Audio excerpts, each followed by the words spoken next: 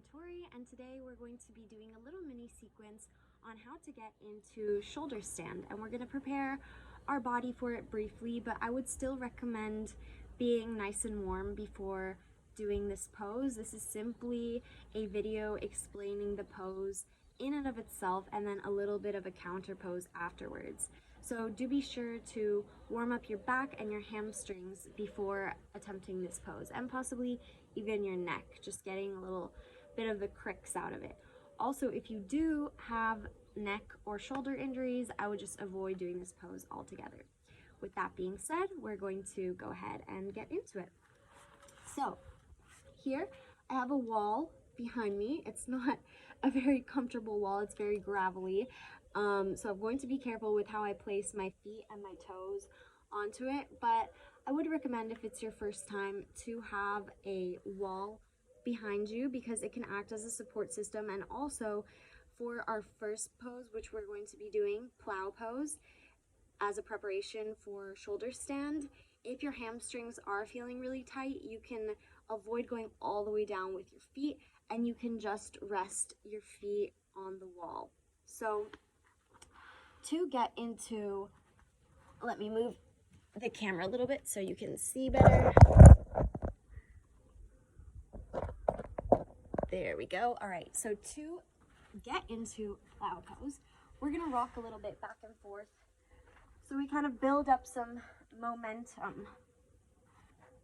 And then afterwards, we're gonna bring our arms back with our palms down, or they can be supporting our lower back. And you see, I am resting my feet on the wall, even though you can't see my feet.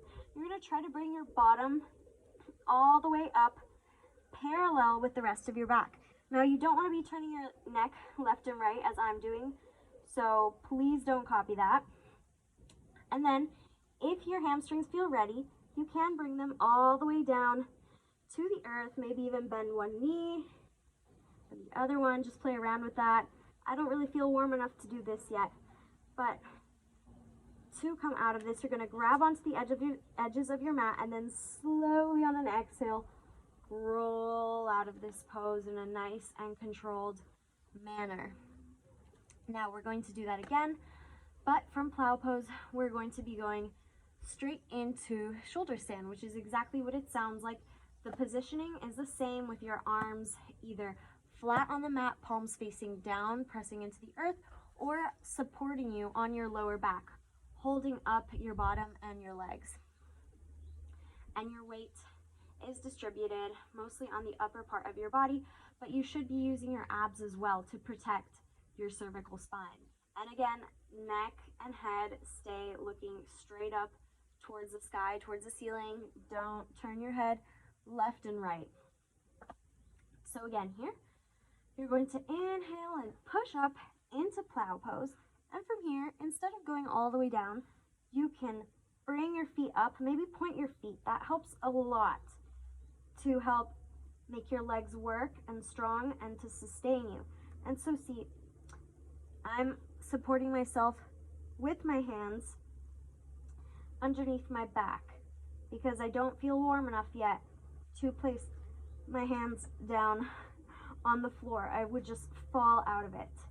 And then to come out of this pose, again, you can either just bend your knees and then slowly roll out, or you can come all the way into plow pose again, grab the edges of your mat, and then on an exhale, slowly and controlled rolling down of the legs and the rest of the body. Now to release the back and to do a counter pose, I'm gonna scoot up here and we're going to be doing fish pose. So you're going to be lying flat on your back as if you were in Shavasana. So your legs and your arms are straight out in front of you. I'm flipping my palms again to face the earth, and then on an inhale, I'm going to slightly arch my back and rest almost the top of my head on the mat. And here we can take it further and we can lift our legs up as well, pointing the feet again here to keep the legs strong. Exhale, lower the legs down. You're welcome to just stay here with your head simply on the mat and your feet on the earth, that's fine too. And then take another inhale, and then on an exhale, you're going to let your neck and head roll back slowly on the mat, relax your back, and then maybe bring your knees to your chest. Roll over to one side, push yourself back up with your top arm. And that was it for this mini sequence. I thank you again for having participated with me, and namaste.